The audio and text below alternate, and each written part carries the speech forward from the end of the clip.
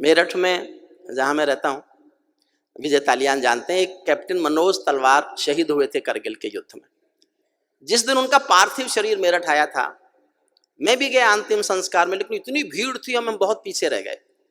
हम ना अंतिम दर्शन कर सके ना आगे पहुंच सके, तो मैंने भीड़ में पीछे खड़े होकर एक छोटी सी कविता लिखी, वो मैं आपको सुनाता हूँ।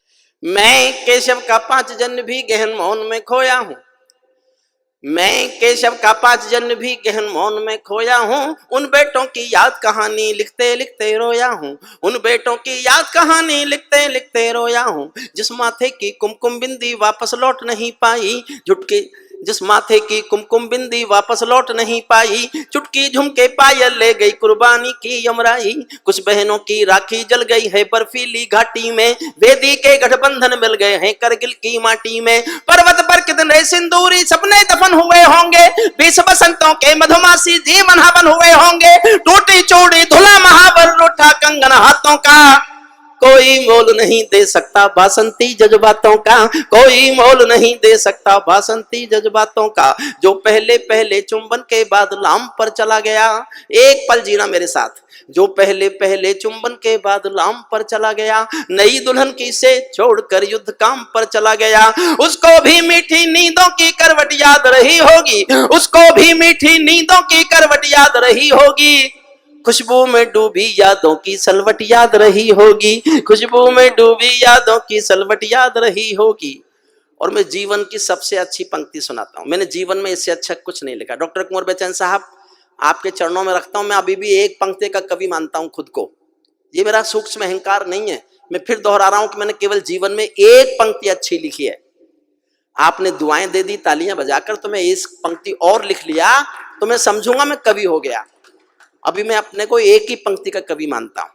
इटावा की जनता को मेरी तरफ से समर्पण, मेरी सर्वश्रेष्ठ पंक्ति सुनना। उनको भी मीठी नींदों की करवट याद रही होगी, खुशबू में डूबी यादों की सलवट याद रही होगी। उन आंखों की 2 बूंदों से 7 सागर हारे हैं, उन आंखों की 2 बूंदों से 7 सागर हारे हैं। जब मेहंदी वाले हाथों ने मंगल सूत्र उतारे हैं, जब मेहंदी वाले हाथों ने मंगल, उन आंखों की 2 बूंदों से 7 सागर हारे हैं। जब मेहंदी वाले हाथों ने मंगल सूत्र उतारे हैं, गीली मेहंदी रोई होगी चुपके घर के कोने में, ताजा काजल छूटा होगा चुपके चुपके रोने में। जब बेटे की अर्थी आई होगी सोने आंगन में, शायद दूध उतरवाया हो बूढ़ी माँ के दामन में, शायद दूध उतरवाया हो बूढ़ी माँ के दामन में। वो विधवा पूरी दुनिया का बोझा सर ले सकती है। संसार के किसी भी मुल्क में, किसी भी मजहब में स्त्री अर्थी को कंधा नहीं देती। भरतपुर के पास एक गांव है अजान, ये सत्य घटना है, कल्पना नहीं है। एक बेटा शहीद हुआ वीरेंद्र सिंह, उसकी पत्नी का नाम है गायत्री देवी। जब सेना उसका पार्थिव शरीर लेकर आई तो गांव वालों की मर्जी के खिलाफ, सेना के अफसरों की मर्जी के खिलाफ, वीरेंद्र सिंह की पत्नी ने शादी के दिन वाले कपड़े पहने और शमशान घाट तक अपने पति की अर्थी को कंधा दिया। ये दुनिया की पहली घटना थी जब कोई औरत अर्थी को कंधा दे रही थी। उसके बाद कई घटनाएं घटी, लेकिन ये पहली घटना थी। जो घटना दुनिया में पहली बार घटे वो तो स्वयं में एक महाकाव्य है, लेकिन फिर भी मैंने एक पंक्ति लिखी है, सुनना है। वो विधवा पूरी दुनिया का बोझा सर ले सकती है, वो विधवा पूरी दुनिया का बोझा सर ले सकती है, जो अपने पति की अर्थी को भी कंधा दे सकती है, जो अपने पति की अर्थी को भी कंधा दे सकती है। मैं ऐसी हर देवी के चरणों में शीश झुकाता हूँ, इसीलिए मैं कविता को हथियार बना कर गाता हूँ, इसीलिए मैं कविता को हथियार बना कर गाता हूँ। जिन बेटों ने पर्वत काटे हैं अपने नाखूनों से, अंतिम पंक्तियां सुनना, सैनिक का शौर्य बोलता है 6 पंक्ति में।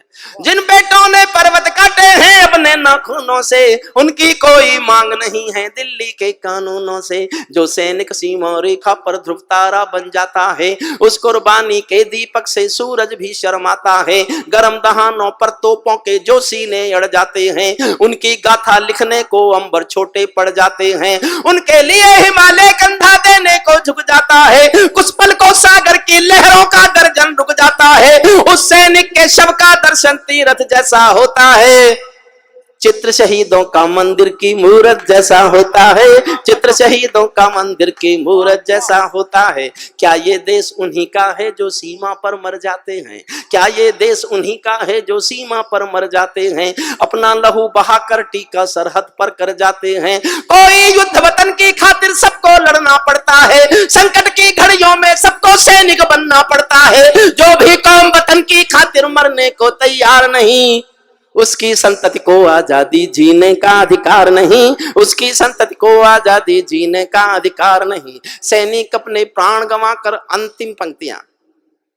और साहब फिर माफी मांगता हूं, मैं एक राजनीतिज्ञों पर बहुत कठोर पंक्ति लिखना चाहता था, बहुत कठोर, बहुत कठोर, लेकिन मैं पढ़ा लिखा हूं, लिखना इतनी चालाकी से चाहता था कि वो उनकी समझ में ना आए, और समझ में भी आए तो इतनी देर में आए जब तक मैं निकल लूं। आपको लगे कि ये पंक्ति मैंने ऐसी सोच समझ के लिखी है, या तो समझ में नहीं आए, समझ में आए तो मेरे निकलने के बाद आए, लेकिन मुझे लिखने का हक आप मानते हो तो मैं अंतिम पंक्ति पर आपका समर्थन मांगकर विदा लेता हूं। सुनिएगा। सैनिक अपने प्राण गंवा कर देश बड़ा कर जाते हैं, और आपको लगे कि मैंने ठीक लिखा है तो ही तालियां बजाना। सैनिक अपने प्राण गंवा कर देश बड़ा कर जाते हैं, बलिदानों की बुनियादों पर राष्ट्र खड़ा कर जाते हैं। जिनको मां के बलिदानी बेटों से प्यार नहीं होगा, उन्हें तिरंगे को लहराने का अधिकार नहीं होगा, उन्हें तिरंगे को लहराने का अधिकार नहीं होगा। सच्चा है अपना प्यार तो क्या इस जहां का डर, गुलबन के गुलिस्तां वफा में फिर खिलेंगे हम। अब बिछड़ रहे हैं कोई रंज मत करो, फिर बाहर आएंगी तो फिर मिलेंगे हम। सितारों को आंखों में महफूज रख लो, बड़ी दूर तक रात ही रात होगी। मुसाफिर हो तुम भी, मुसाफिर हैं हम भी, किसी मोड़ पर फिर मुलाकात होगी। धन्यवाद।